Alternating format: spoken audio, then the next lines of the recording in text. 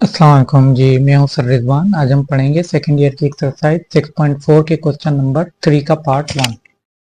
इस क्वेश्चन को हमें इंटीग्रेशन बाय पार्ट के जरिए सॉल्व करना है, और इंटीग्रेशन बाय पार्ट के जरिए जब भी हम सॉल्व करते हैं तो हम आइलेट रूल यूज करते हैं। आइलेट रूल क्या है कि सबसे पहले हम देखते हैं कि हमारे पास क्वेश्चन में कोई इन्वर्स ट्रिग्नोमेट्रिक तो नहीं है, जैसे कि साइन इनवर्स, कॉस इनवर्स, ऐसा कोई फंक्शन तो नहीं है।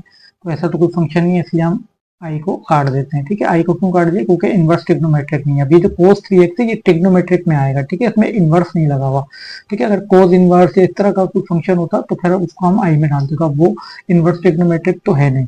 इसके बाद चेक करेंगे एल। एल क्या है? एल एन, यानी कि नेचुरल लॉग। तो देखिए क्वेश्चन में कहीं भी नेचुरल लॉग एल एन जो है वो नहीं है, तो ये भी हट गया।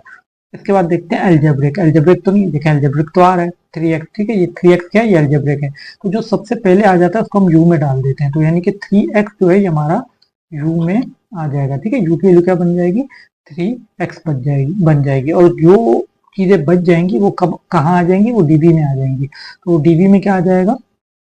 dv में आ जाएगा cos 3x और dx। ठीक है, cos 3x और dx। तो ये हमारे पास ये वैल्यू आ रही है dv में, और 3x जो है ये हमारे पास आ रहा है u में। तो इस वाले को डिफरेंशिएट करना है और इस वाले को इंटीग्रेट करना है। तो इसको डिफरेंशिएट करेंगे तो u का डेरिवेटिव क्या होता है? du।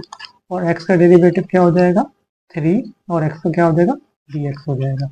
ठीक है, ये हमने क्या किया, देखें 3x का डेरिवेटिव तो 3 होता है, क्योंकि x का तो डेरिवेटिव 1 है ना। x का डेरिवेटिव 1 होता है, तो 3 1 जा 3। तो ये dx कहाँ से है? ये जो नीचे dx du अपॉन dx होता है ना, जो इसके नीचे dx होता है, ये वहां चला गया।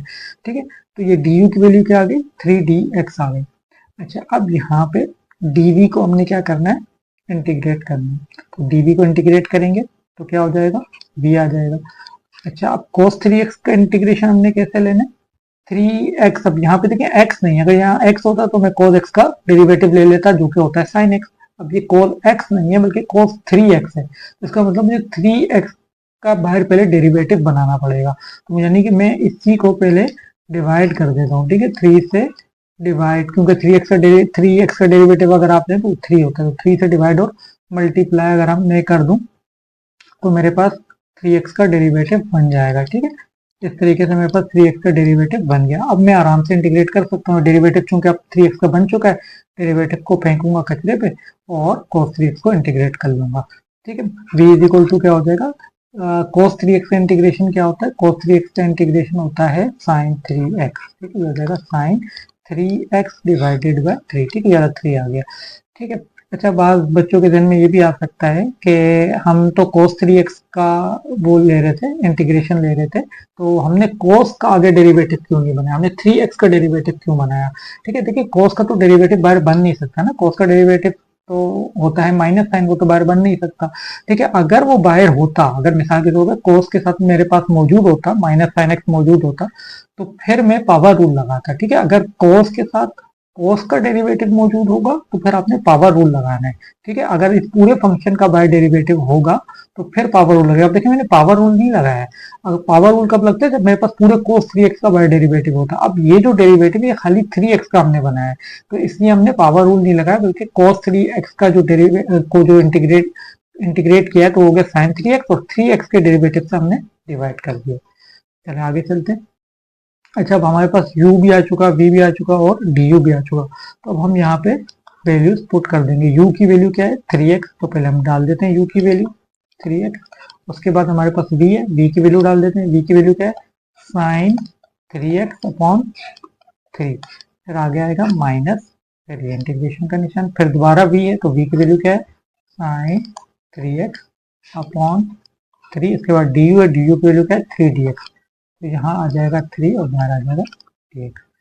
चलें, अब हम क्या करेंगे, देखें यहाँ 3 से 3 कट रहा है, इसको काट दें। 3 से 3 ये कट रहा है, और इधर 3 से 3 ये कट रहा है। तो बच क्या रहा है हमारे पास? यहाँ बच रहा है x, यहाँ बच रहा है साइन 3x। ठीक है, यहाँ तो 3 से 3 कट चुका है, तो पीछे क्या रह गया? साइन 3x, साइन 3x और dx बच गया। ठीक है, अब आप यहाँ पे अगर देखें तो ये आ रहा है x साइन 3x। अच्छा, अब साइन 3x का आपको दोबारा से इंटीग्रेशन लेना है, ठीक है। तो साइन 3x का इंटीग्रेशन लेने का क्या तरीका होता है? साइन 3x का इंटीग्रेशन क्या होता है? साइन 3x का जिस तरीके से इधर हमने कोस का लिया था, तो कोस का इंटीग्रेशन होता है साइन, और साइन का इंटीग्रेशन होता है माइनस कोस। ठीक है, तो यहाँ पे क्या आ जाएगा? माइनस कोस 3x, और ये 3x है, 1x तो है नहीं, तो इसके डेरिवेटिव से डिवाइड भी करना पड़ेगा। ठीक है, अगर ये x होता खाली तो मैं यहाँ पे करके छोड़ देता। साइन x का इंटीग्रेशन क्या होता है? माइनस कोस x, लेकिन चूंकि ये 3x है, x नहीं हमने से x समझा है, तो इसके डेरिवेटिव से डिवाइड भी करना होगा। ठीक है, अगर हम जब डेरिवेटिव लेते हो तो उसके आगे डेरिवेटिव से मल्टीप्लाई करते हैं। अगर जिसे x समझा होता है उसके उसके डेरिवेटिव से मल्टीप्लाई करते हैं, और जब इंटीग्रेशन ले रहे होते हैं तो उसके डेरिवेटिव से डिवाइड करते हैं। ठीक है, आगे प्लस का c भी आ जाएगा। चलिए आगे चलते हैं नेक्स्ट स्टेप में। अब ये क्या हो जाएगा? x साइन 3x, अब ये माइनस माइनस प्लस हो जाएगा, और यहाँ क्या आ जाएगा? cos 3x अपॉन 3, और प्लस का c भी आ जाएगा, और ये इसका आंसर भी हो जाएगा। वीडियो को लाइक कर दीजिएगा और चैनल को सब्सक्राइब कर दीजिएगा। इसके अलावा अगर आप चाहते हैं कि मैं किसी और टॉपिक पे वीडियो बनाऊं तो आप मुझे नीचे कमेंट में मेंशन कर सकते हैं, मैं उस टॉपिक पे वीडियो बना दूंगा।